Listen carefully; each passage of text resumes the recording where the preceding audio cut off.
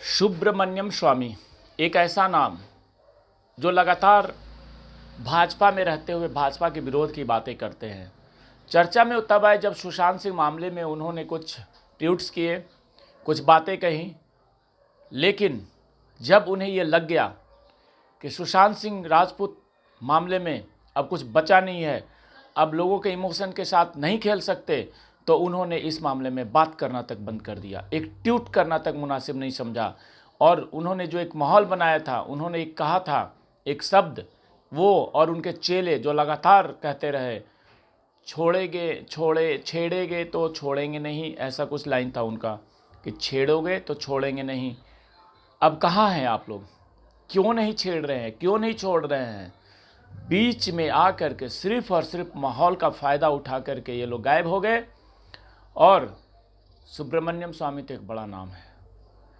उम्मीद बनी थी लोगों के साथ, उम्मीद थी सुशांत के फैंस को कि अंतिम दम तक हमारा साथ देंगे, लेकिन जब तक इस माहौल को गरमाए रखा, जब तक सुशांत के फैंस लगातार आवाज़ उठाते रहे, तो ये लोग आए इमोशंस के साथ खेल करके कुछ ट्वीट्स वगैरह कर करके और निकल लिए।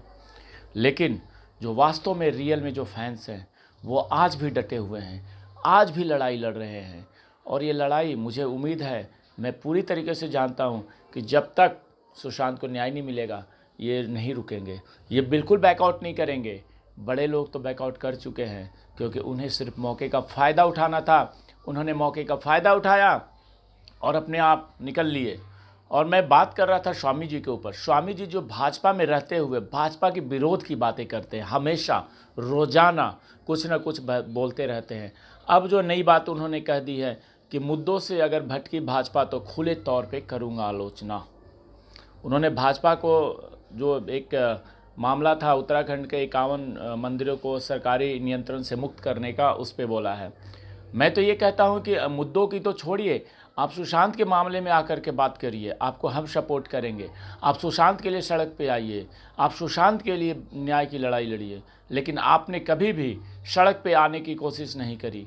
आप दिल्ली में रहते हुए आप सब लोग केवल ट्वीट करते रहे।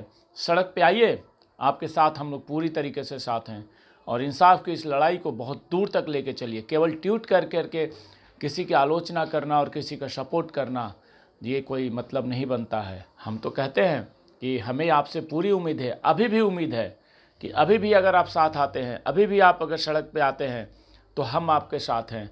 और हमें पता है कि आप केवल और केवल ट्वीट करके, केवल बात करके आप केवल काम चलाते हैं और लोगों के इमोशंस के साथ खेलते हैं। ये ठीक नहीं है।